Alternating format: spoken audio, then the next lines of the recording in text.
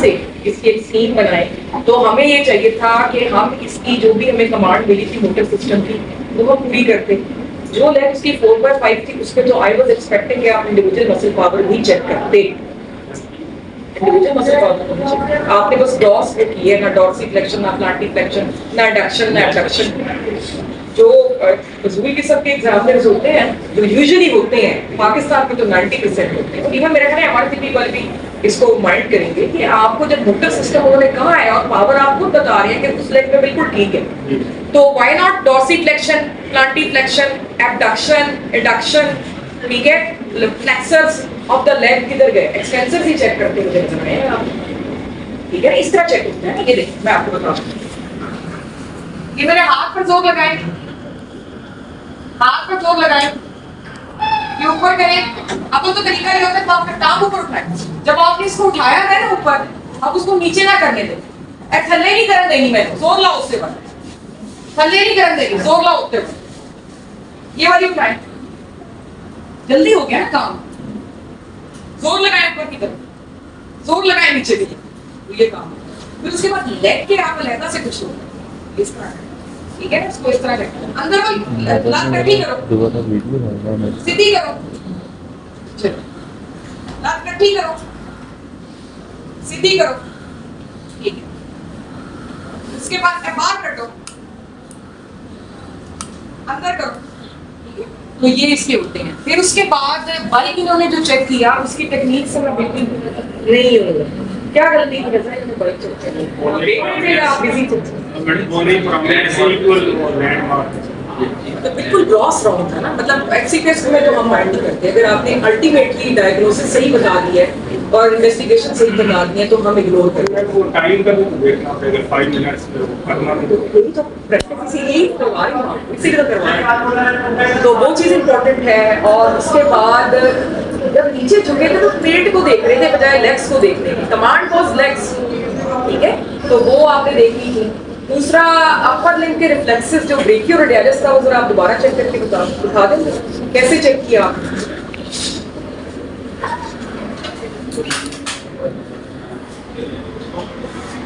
Planters जो है ना वो बड़ा जेंटली करना होता है, अदरवाइज वो विड्रॉल आ जाते हैं। इनके जो प्लांटर्स जो इन्होंने किए हैं ना वो विड्रॉल थे, इस तरह नहीं करते।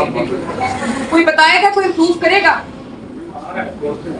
वो और अलग बात है, गलत तरीके से भी आ जाता है। तरीकाकार ये नहीं होता, तरीकाकार ये होता है कि आप इसको ऐसे रखें, इसको थोड़ा सा यूं करें और उसके बाद आप स्पाइरल प्रोसेस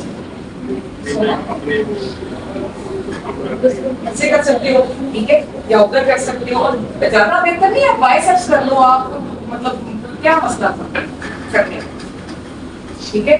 अच्छा, anyways, how will you investigate this patient? CT brain. What do you expect to see in CT?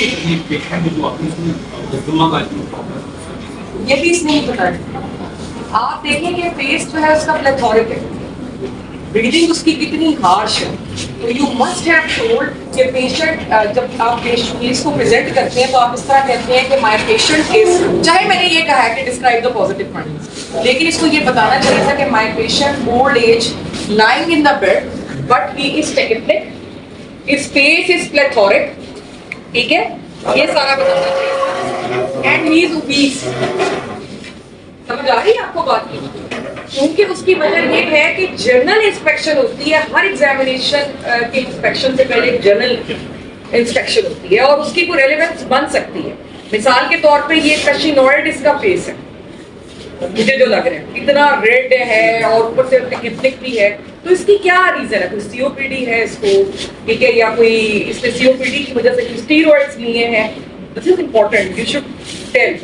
Short case में तो हम लिमिटेड नहीं लेंगे अपने कमांड का, नहीं, आपने बता, जब मैं अब तो मैं प्रेजेंटेशन कर रही हूँ, वो 5 मिनट तो खत्म हो गया, अब मेरे 5 मिनट, तो अब आप उसमें जब प्रेजेंट करेंगे केस को तो आप इस तरह से प्रेजेंट करेंगे कि my patient is old, he is lying in the bed but he is breathless and his face is plethoric. On examination of the lower limbs, the power was 4/5 in the left limb, lower limb, and it was 5/5 in the right limb, lower limb. And अच्छा tone जब आप आप check करते हैं ना तो मरीज को हमेशा बता देते हैं कि ढीला छोड़े। अगर आप उसको नहीं बताएंगे तो उसको रिजिड रखेगा, ठीक है। तो आप फिर उसके बाद आपने कहना है कि टोन वाज नॉर्मल, बैठ दो। Tone was normal, reflexes they were equal bilaterally. तरीकाकार ये होता है कि अगर आपने एक तरफ का नी जर्क किया है तो साथ ही दूसरी का नी जर्क करें, बजाय इसके कि पहले आप एक लेग का नी और एंकल कर लें फिर दूसरी की तरफ नहीं, साथ साथ कंपैरिजन होता जाए दोनों। प्लांटर्स बहुत जेंटली करते हैं, आपने उससे किए और काफी हार्शली किए, आपको नहीं लगा कि दोनों विड्रॉल थे? They were withdrawal, to be honest. Right withdrawal, left आपको नहीं, दोनों विड्रॉल, मैं तो यहाँ से देख रही हूँ। सो उसको बहुत जेंटली आपने करना है और उसके बाद फिर आपने अपर लिम्ब का बताना है कि अपर लिम्ब के अंदर जो वीकनेस थी that was 3 to 2/5 left side पर, और राइट साइड के ऊपर जो थी वो it was normal. And then on my extended examination pulse was regular, ठीक है, and it was normal in character and volume. Blood pressure was this, ठीक है, there was no raised VP, third, fourth, sixth cranial nerves, they were not involved. Seventh nerve, however, was involved, which was of upper motor neuron type, ठीक है। I would have liked to do fundoscopy in the end, वो भी मैं करना चाहता, and there was no cerebellar sign in the patient, and no signs of meningeal irritation, and patient was not febrile. So my most likely diagnosis is CVA because it is most common in our setup, and it can be because of thromboembolism or it can be because of hemorrhage. And I would like to investigate this patient by doing CT brain, and CT brain might show me any infarction or hemorrhage, ठीक है। And if there is any SOL, that will also be visible, or it will show intracerebral pressure at least raised होने के features जो हैं वो मुझे मिल जाएंगे उसके अंदर।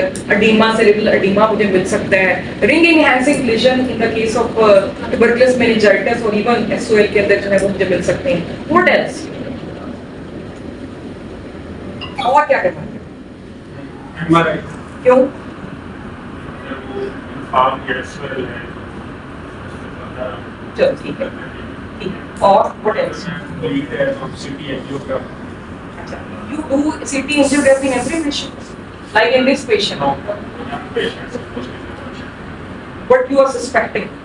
If you want to go for CTA and patient is young, what is in your mind? Aneurysm may be better.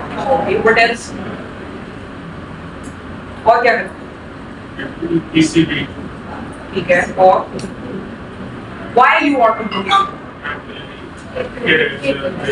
वो तो तुमने पल्स पे देखी। इससे ही होती है पल्स। जी। ECG में क्या चीज नहीं आ सकती?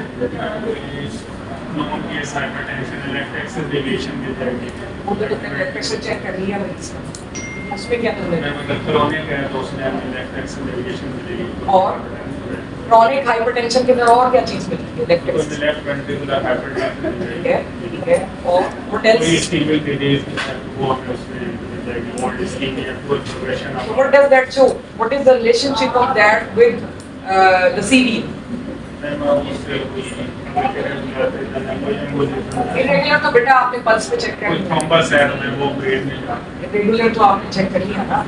ECG आप कह रहे हैं, एक तो आपने कहा क्रॉनिक हाइपरटेंशन का पता चल जाएगा, रिस्क फैक्टर का पता चल जाएगा कि ये एक्यूटली तो नहीं बढ़ा ब्लड प्रेशर, एग्रीड, ठीक है, आपने मुझे कन्विंस कर दिया। What else? आपने कहा इस्कीमिया देखूंगा। इस्कीमिया का क्या कोरिलेशन है विद CVA? इस्कीमिया हर इस्कीमिक हार्ट डिजीज में थ्रोम्बस चल रहा है। कोई एग्जांपल दे सकते हैं?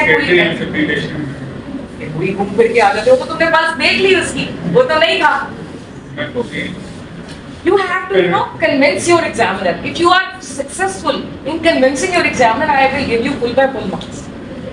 You might say, इसकी एक एग्जांपल बता रही हूँ, वैसे तो there can be many explanations which smart PGRs they can give, लेकिन अभी जो मेरे ज़हन में आ रही है वो ये है कि आप ये कह सकते हो कि अगर उसको पोस्ट एमआई है, एन्यूरिज्म कोई बना हुआ है, persistent ST elevations है उसके अंदर, तो एन्यूरिज्म जो होता है वो एक गढ़ होता है जहाँ पे थ्रोम्बोएम्बोलिज्म जो है वो डिसलॉज होते हैं।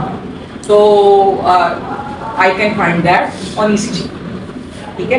और फिर उसके बाद ये है कि पूल प्रोटेक्शन ऑफ आर बेस बास पर DCM डायलेटेड कार्डियोमायोपैथीज, अगेन उसके अंदर जो है वो आपको थ्रोम्बोएम्बोलिज्म जो है मिल सकता है।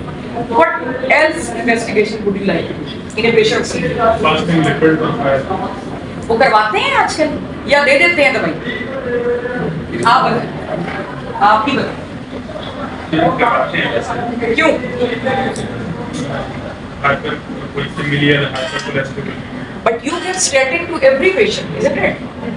आप करवाते हैं अपने वार्ड में फास्टिंग लिपिड प्रोफाइल हर मरीज का, आईसीयू में होता होगा, वार्ड में तो नहीं। रजा के लिए भी एक न्यूज थी, वो भी इसको हेल्थ से देखते। सो द प्रॉब्लम इज मैं आईसीयू में इसकी सीवी आते ही काम है जो आए उसका करवाते। अच्छा, तो मेरा कहने का मतलब ये कि मुझे जहां तक पता है, माइट भी आप मुझे करेक्ट कर दीजिएगा घर जाकर, कि आजकल लिपिड प्रोफाइल यूजुअली हम नहीं करवाते, वी गिव स्टैटिन्स, और वो भी जो आपका थ्रोम्बोएम्बोलिक इंफार्क्ट होता है उसमें 48 आवर्स के बाद कुछ लोग एडवोकेट करते हैं कि आपने स्टैटिन स्टार्ट करवाना है। द रीजन बीइंग के हेमरेजिक ट्रांसफॉर्मेशन का जो है वो चांस बढ़ जाता है। बाकी जितने भी मरीज हैं ना जिनको सीवीए हो गया है, या जिनको पेरिफेरल वैस्कुलर डिजीज है, या जिनको कोई इस्केमिक हार्ट डिजीज है, ठीक है ना, या उनको टाइप 2 डायबिटीज मेलाइटिस है और उनका क्यू रिस्क स्कोर जो है वो 10% या उससे ज्यादा है। क्यू रिस्क स्कोर जो है उसके लिए स्पेसिफिक एक टूल होता है, वो आपको मेरे ख्याल में मोबाइल में डालना पड़ता है, तो आप इसको ना याद रखें, आप पहले वाले को याद कर लें कि जितने भी मरीजों को सीवीए हो चुका है या कोई रिस्क फैक्टर्स है for the CVA, peripheral vascular disease, ischaemic heart disease, उनको हमने देना ही देना है statin at all cost. We do give. Type 2 के अंदर हम क्यू रिस्क स्कोर निकालते हैं, टाइप 1 के अंदर हम वो निकालते हैं। हम देखते हैं कि टाइप 1 की अगर 10 साल से ज्यादा की हिस्ट्री है डायबिटीज मेलाइटिस उसमें, या उसकी उम्र 40 साल से ज्यादा है, उसको देंगे, या उसको भी कॉम्प्लिकेशन उसमें देंगे ही नहीं। लिपिड प्रोफाइल पुराना हो, ऑब्सोलीट, ठीक है। What else? Carotid Doppler. अच्छा, ठीक है, उसमें क्या देखें? कैरोटिड स्टेनोसिस है वहाँ। कितना होगा? अमेरिकन गाइडलाइंस कुछ और कहती हैं, यूरोपियन गाइडलाइंस कुछ और कहती हैं। About 70% है तो उसमें अंडर सही है। और जी कोई बोल रहा है, anybody want to contribute? तो you can. सही है। So this is how आपकी जो है वो क्वेश्चनिंग और क्रॉस क्वेश्चनिंग बन